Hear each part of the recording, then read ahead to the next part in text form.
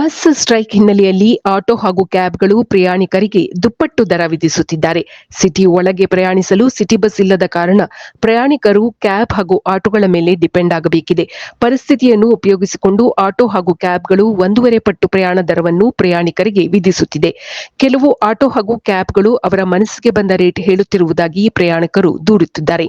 ರಾಜ್ಯ ಸರ್ಕಾರ ಎಸ್ಮಾ ಜಾರಿ ಮಾಡಿದ್ದರೂ ಕೇರ್ ಮಾಡದ ಸಾರಿಗೆ ಸಿಬ್ಬಂದಿಗಳು ಇಂದು ಬೆಳಗ್ಗೆಯಿಂದಲೇ ಸ್ಟ್ರೈಕ್ ಆರಂಭಿಸಿದ್ದಾರೆ. ಬಸ್ ನಿಲ್ದಾಣಗಳಲ್ಲಿ ಪೊಲೀಸ್ ಬಂದೋಬಸ್ತ್ ವ್ಯವಸ್ಥೆ ಕಲ್ಪಿಸಲಾಗಿದೆ. ರಾಜ್ಯದ ಎಲ್ಲಾ ಕಡೆ ಬಸ್ ಸ್ಟ್ರೈಕ್ ನಡೆಯುತ್ತಿದೆ. ಕೆಎಸ್ಆರ್ಟಿಸಿ ನೌಕರರ ಮುಷ್ಕರದಿಂದಾಗಿ ತುಮಕೂರು ವಿಶ್ವವಿದ್ಯಾನಿಲಯ ಪರೀಕ್ಷೆಗಳನ್ನು ಮುಂದೂಡಿದೆ. ಇಂದು ನಡೆಯಬೇಕಿದ್ದ ಎಲ್ಲ ಸ್ನಾತಕ ಹಾಗೂ ಸ್ನಾತಕೋತ್ತರ ಪದವಿ ಪರೀಕ್ಷೆಗಳನ್ನು ಮುಂದೂಡಲಾಗಿದೆ. ಕೊಡಗು ಜಿಲ್ಲೆಯಲ್ಲಿ ಬಸ್ ಸ್ಟ್ರೈಕ್ಗೆ ಪೂರ್ಣ ಸಹಮತ ಸಿಕ್ಕಿಲ್ಲ.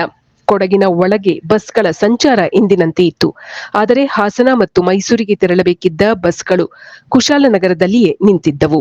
ಬೆಂಗಳೂರು ನಗರದ ಒಳಗೆ ಕೆಲವು ಭಾಗಗಳಲ್ಲಿ ಸಿಟಿ ಬಸ್ಗಳು ಎಂದಿನಂತೆ ಸಂಚರಿಸಿದೆ. ಬೆಂಗಳೂರಿನ ಬಹುತೇಕ ಕಡೆ ಬಿಎಂಟಿಸಿ ಬಸ್ಗಳು ಸಂಚರಿಸಿವೆ. ನೌಕರರ ಪಟ್ಟು ಹಾಗೂ ಸರ್ಕಾರದ ಹಠದ ಬಿಸಿ ಪ್ರಯಾಣಿಕರು ಅನುಭವಿಸುವಂತಾಗಿದೆ. ಇದು ಈ ದಿನದ ಸುದ್ದಿ. ನಿರಂತರ ಸುದ್ದಿಗಳಿಗಾಗಿ ವೀಕ್ಷಿಸುತ್ತಿರಿ ಜೀನಿ ನ್ಯೂಸ್. ನಮಸ್ಕಾರ.